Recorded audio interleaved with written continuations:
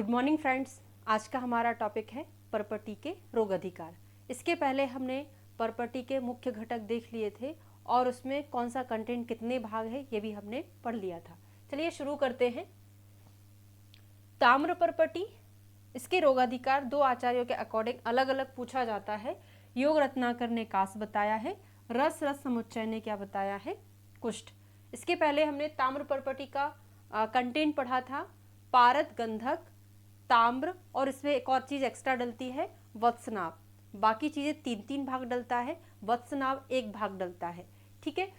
योग रत्नाकर ने कास बताया है, तो याद करते हैं जब हमने कास के लिए क्या पढ़ा था, निरुक्ति पढ़ा था, वहां पे पढ़ा था कि फूटे हुए कांसे के बर्तन की तरह आवाज आती है तो वो कास होता है। ठीक है, तो हम यहाँ पर ऐसा याद कर सकते हैं, फूटे हुए कांसे के बर्तन की तरह ना करके फूटे हुए तांबे के बर्तन की तरह जो आवाज आती है वो कास है ना। तो याद हो जाएगा कि ताम्र प्रॉपर्टी में कास है और कास से ही कुष्ठ याद कर लेंगे। ठीक है। बोल प्रॉपर्टी कहाँ आती है, रक्त पित्त में आती है। बोल प्रॉपर्टी कंटेंट हमने पहले देखा था। बोल क्या होता है, स्तंभक होता है, तो रक्त पित्त में स्तंभन के लिए इसका यूज किया जाता है। श्वेत प्रॉपर्टी मूत्र कक्ष में फेमस क्वेश्चन है, कई बार एग्जाम में आया भी है, आपको वैसे भी याद रहता है।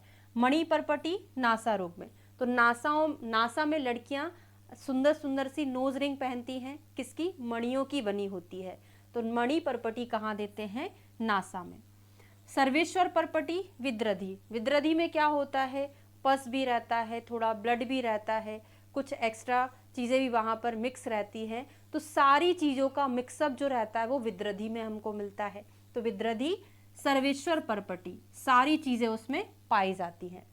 भैरवनाथी पंचामृत प्रॉपर्टी तृष्णा में देते हैं, तो भैरवनाथ को क्या चढ़ता है, मदिरा चढ़ाते हैं ना, क्योंकि उनको मदिरा की तृष्णा रहती है। तो भैरवानाथ प्रॉपर्टी जो होती है किस में देते हैं, तृष्णा में।